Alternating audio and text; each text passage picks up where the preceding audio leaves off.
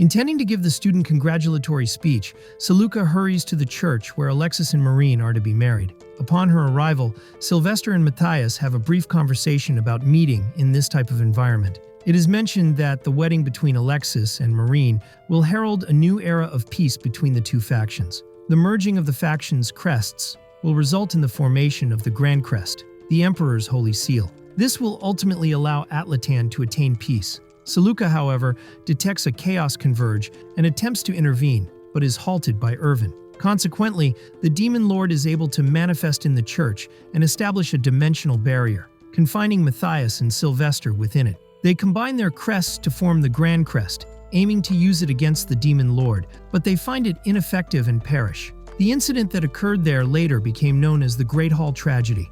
Following this event, Attilan was split into two. Additionally, the peace alliance between the two factions was subsequently fractured, escalating the war efforts. Time goes by, and Irvin transports Seleuca by horse and carriage to the lord she was assigned to, Count Villar. Seleuca expresses her disdain for the lord and his appearance-based treatment of the mages he hires. She also finds Irvin to be quite unusual, as he was a former chamberlain for the Kreische family and now serves her instead. Irvin's reasoning for this is to make amends for his actions toward her during the wedding.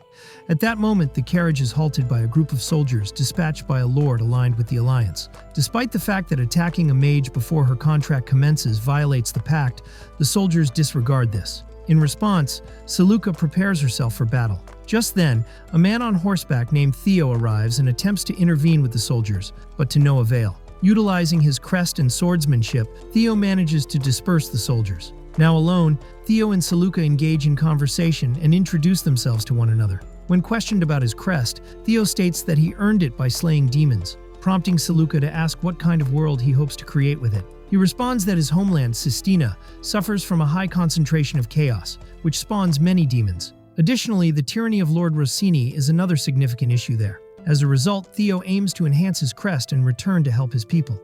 Seleuca commends Theo's ambition, but honestly expresses her doubts about his ability to achieve his goal. Instead of pledging loyalty to Rossini to attain lordship, Theo intends to undertake the challenging path of increasing the power of his crest through his own strength. Impressed by this determination, Seleuca agrees to assist Theo. Chanting an enchanted summoning incantation, Seleuca calls forth the chaos beast Tartarus. Confused about Seleuca's reasoning for this, she asserts that if Theo succeeds in defeating it and absorbing its core, he will advance to knight status. Though unsettled by this bold action, Theo consents to battle it, and declares that if he were to perish in combat, he would haunt Seleuca. The mage finds this remark entertaining, and states that she wouldn't want it any other way. The clash subsequently commences between Theo and Tartarus, with the young swordsman initially struggling to defend himself. Nevertheless, in the end, he manages to pierce the beast's heart, slaying it. Following the confrontation, Theo retrieves the Chaos Core from the creature, and his crest transforms into that of a knight. This newly acquired crest will enable him to form a contract with a mage. Seizing the opportunity, Seleuca establishes a contract with Theo. Meanwhile, Lord Mestmedric is criticized by his follower Satyrus in his throne chamber. The criticism concerns the potential repercussions that may arise due to his meddling with a mage en route to forming a contract with their designated lord. However, Lord Mest shows no regard for such matters and commands his retainer to be servile to his wishes, to which Satyrus acquiesces. At that moment, a soldier enters and announces that a lord named Theo and his two companions have arrived and demanded that Mest relinquish his crest and castle. Initially, Mest dismisses this with laughter, but the entrance of Theo, Seleuca, and Irvin into his throne room, along with his retainer Satyrus's betrayal, alters his reaction. Drawing his sword, Mest attempts to attack Seleuca, but Theo intervenes to protect her, and Irvin subdues him by pressing a knife to his throat. Consequently, Mest relinquishes his crest and castle. Later, Mest departs from his previous territory on horseback.